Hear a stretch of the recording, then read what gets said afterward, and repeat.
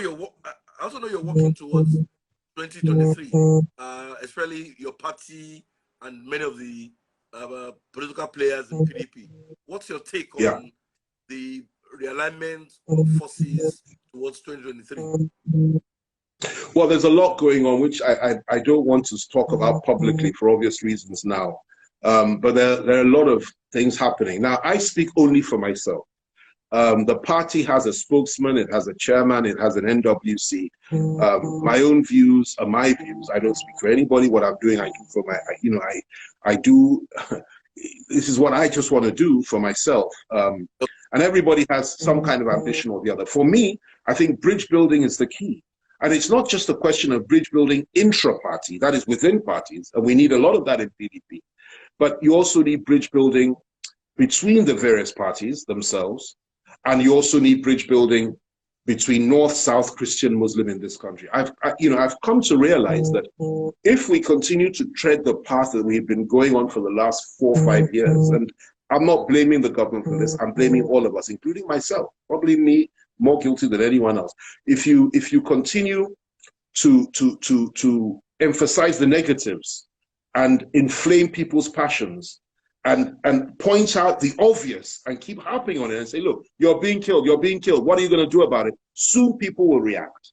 And the worst case scenario, for example, and I'm a great friend to IPOB. I'm not a member of IPOB, but I believe they have the freedom of expression. I believe they're not terrorists, and I believe that they have every right to say they want to self-determine if that's what they want to do. They have a right to ask for a referendum.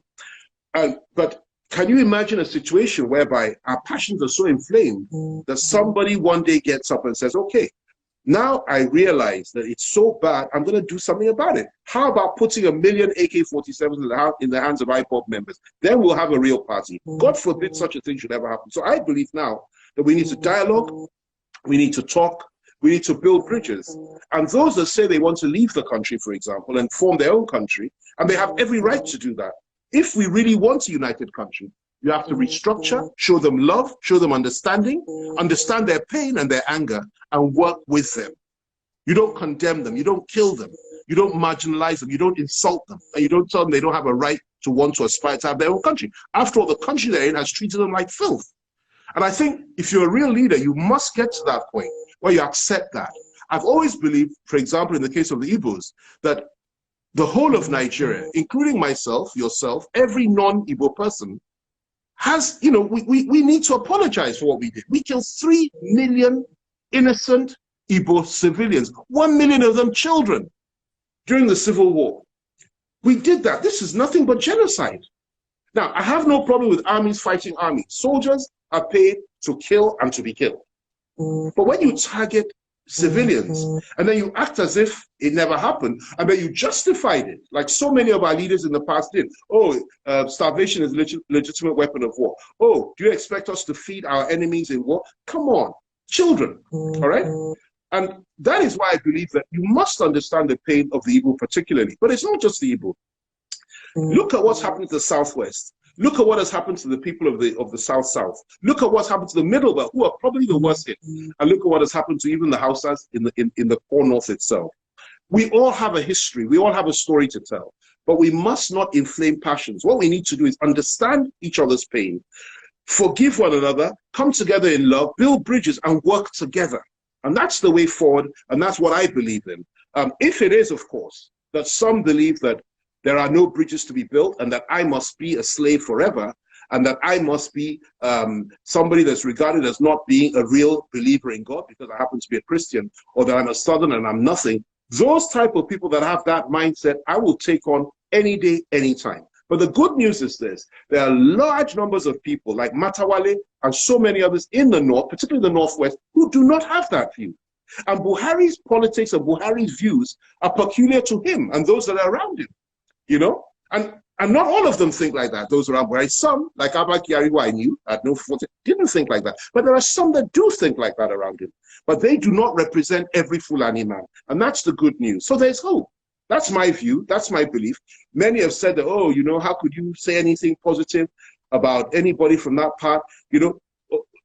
it's an absurd assertion. It's an absurd question. That's another example of a stupid question, because you cannot, and we've done it. I've done it in the past. I made that mistake. You cannot demonize a whole nation or a whole ethnic group based on the actions of a few. You cannot denigrate every German based on the actions of Adolf Hitler, even during the Second World War, because there were Germans that opposed Hitler too and died for it.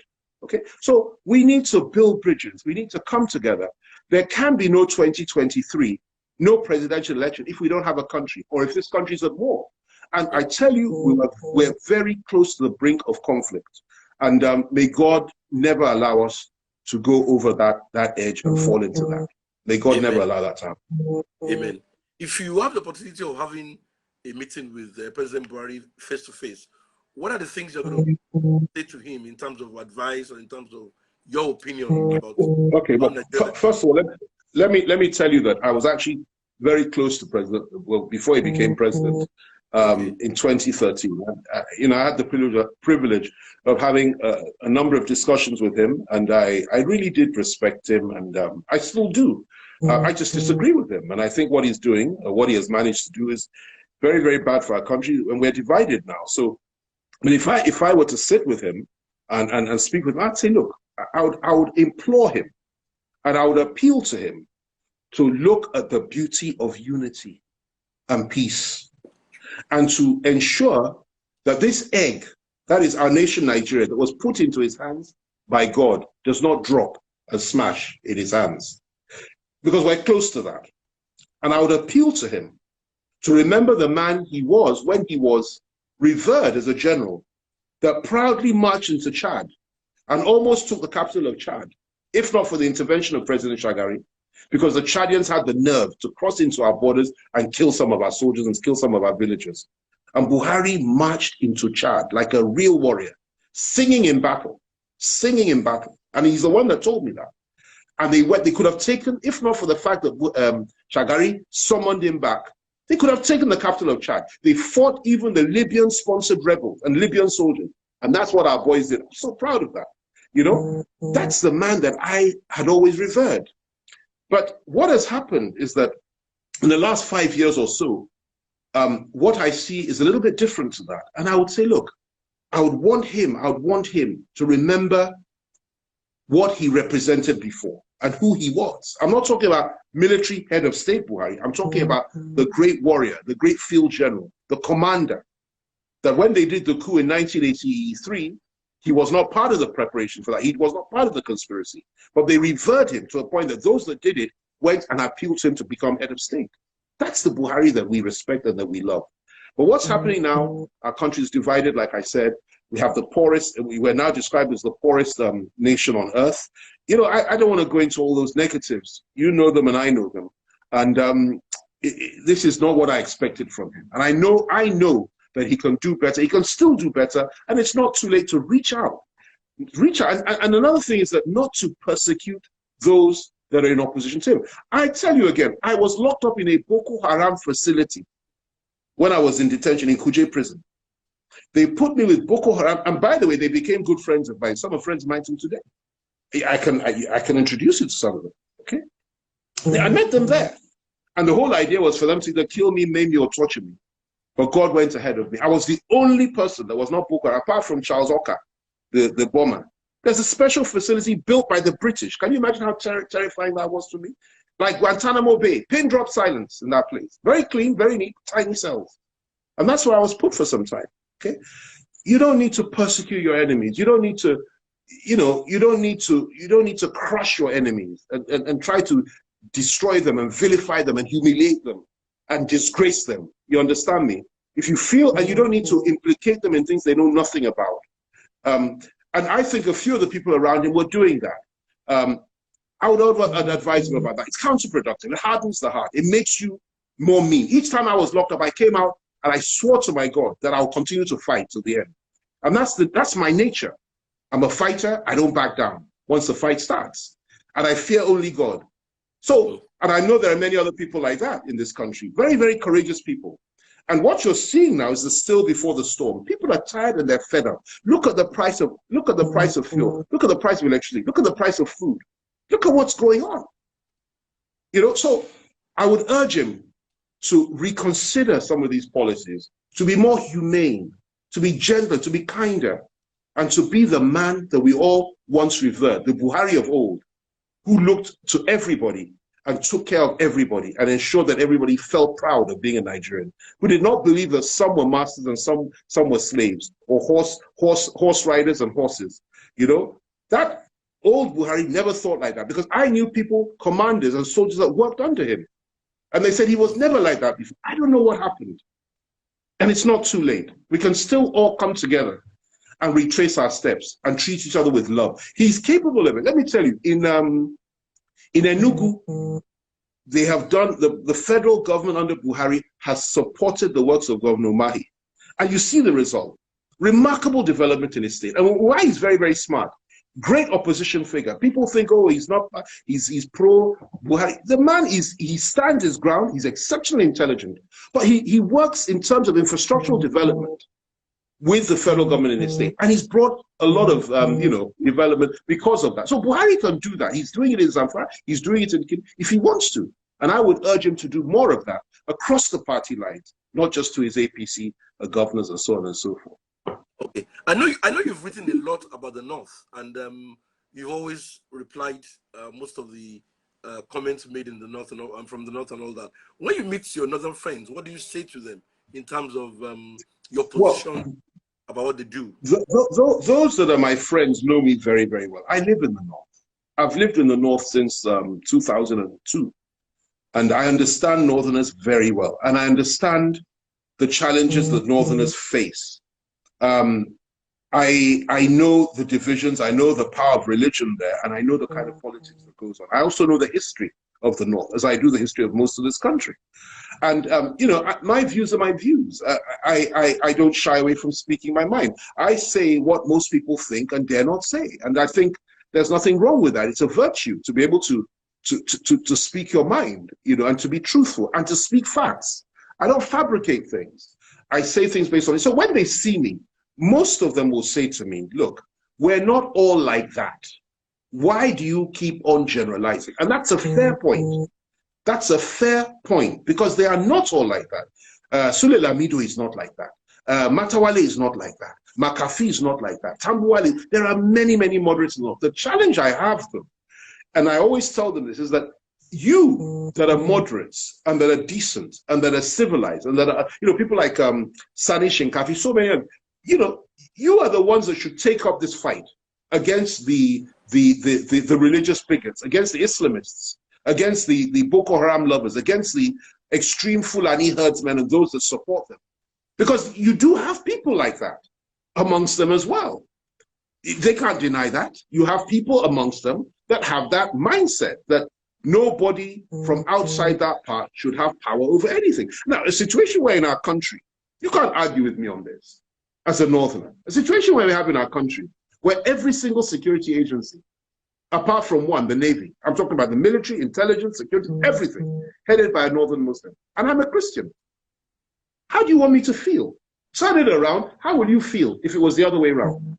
Or you go to NNPC, you go to the oil sector, Minister of Oil, who's the president, Northern Muslim.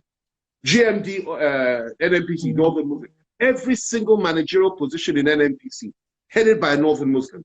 All the sensitive key positions, parastatals under NNPC, all headed by Northern Muslims. How would you feel?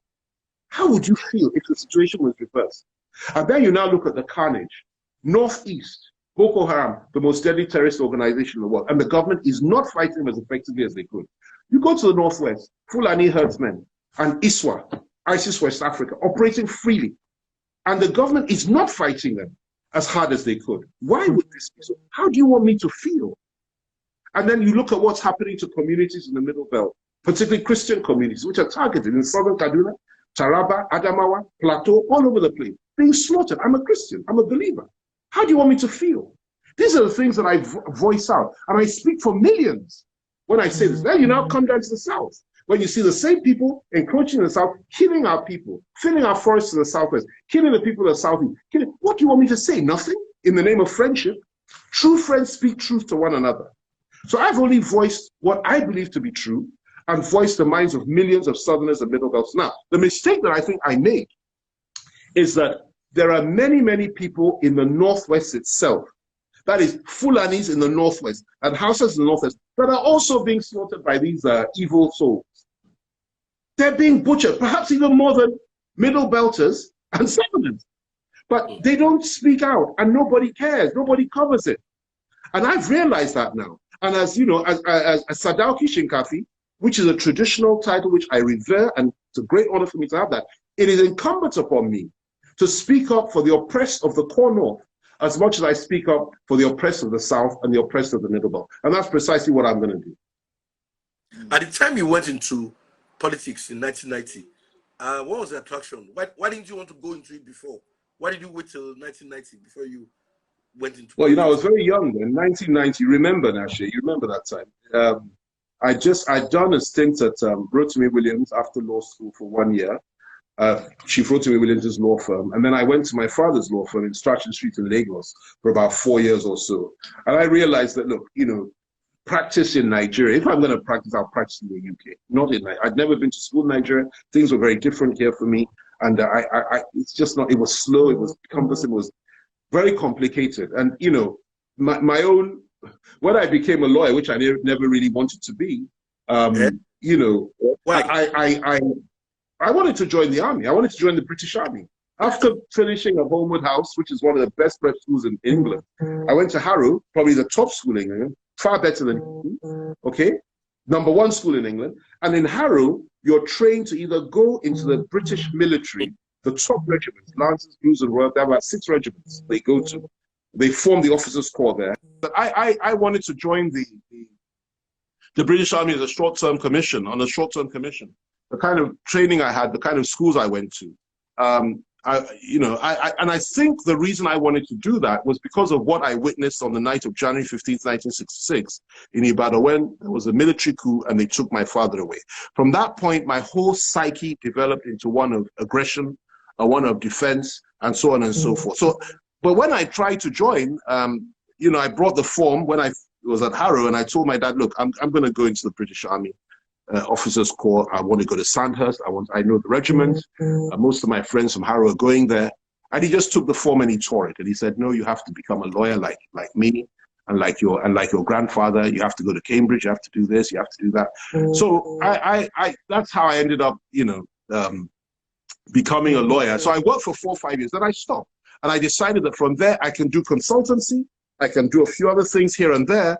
But my forte, my calling, was to be in politics. And I went to join politics. I was handed over to Alhaji Umaru Shinkafi, who I know you remember very well, Marafa Sokoto, who was a presidential candidate at the time. And then, of course, Dr. Ahmed Kusamotu was like my leader and my mentor.